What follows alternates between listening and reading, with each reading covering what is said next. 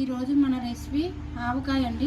ముందుగా మామిడికాయలు తీసుకొని నీటిలో వేసుకోవాలి. మనం నీటిలో వేసుకున్న మామిడికాయలు గంట సేపు ఇలాగే నీటిలో ఉంచాలండి.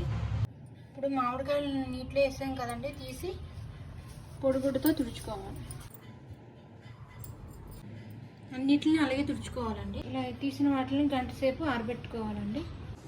మామిడికాయలు ఆరిపోయినాయండి. ఒక్కొక్క మామిడికాయ తీసుకొని ముచ్చుకు తీసుకొని కట్ చేసుకోవాలి. ఇప్పుడు కట్ చేసుకున్నాం కదండి, హాఫ్కి మనకి ఎంత సైజు కావాలో అంత సైజు కట్ చేసుకోవాలి. మొత్తం అన్నీ ఇలా కట్ చేసుకోవాలండి. మొత్తం అన్నీ ఇలా కోసుకున్నాం కదండి, టెంక్ లోపల షెల్ కవర్ లాగా ఉంటుంది, ఇది తీసేయాలి, క్లీన్ చేయాలి. మొత్తం అన్నీ ఇలా క్లీన్ చేసుకున్నానండి. ఇప్పుడు ఈ ముక్కలను కొద్దిసేపు ఆరనివ్వాలండి. ఇప్పుడు ముక్కలు ఆరిపోయినాయండి. చిన్న ఆవాలు తీసుకొని పొడిని చేసుకోవాలండి. వీటిని ఇప్పుడు ఇది పొడిమైందండి. అదే దీనిలో గట్లుప్పు తీసుకోవాలండి. అలాగే కారం కూడా తీసుకున్నానండి. వెల్లుల్లిపాయలు కూడా తొక్క తీసి పెట్టుకున్నాను. ఇప్పుడు ముక్కలన్నీ ఒక దాంట్లో వేసుకున్నానండి.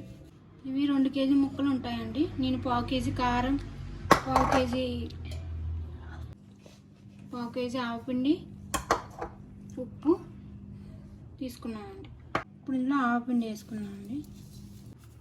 ఉప్పు, కారం, వెల్లుల్లి రెబ్బలు, పావు కేజీ ఆయిల్ వేసుకుంటున్నాను. ఇది నువ్వుల నూనె అండి. మొత్తం మిక్స్ చేసుకుందామండి. ఇప్పుడు కొద్దిగా మెంతులు కూడా వేసుకోవాలండి. మొత్తం ఇలా కలుపుకున్నాం కదండి. ఇప్పుడు ఒక డబ్బాలో వేసి స్టోర్ చేసుకోవాలండి. మనం ఇప్పుడు ఇలా కలిపి ఇలా డబ్బాలో వేసాం కదండి, 3 రోజుల వరకు ఊరబెట్టుకోవాలండి.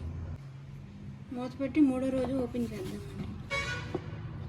ఇదిగో ఉండండి, 3 రోజులు అయ్యింది. నూనె తేలింది చూసారా అండి. ఇప్పుడు ఉప్పు కారం ఏమైనా చాలకపోతే చూసుకొని వేసుకోవాలండి.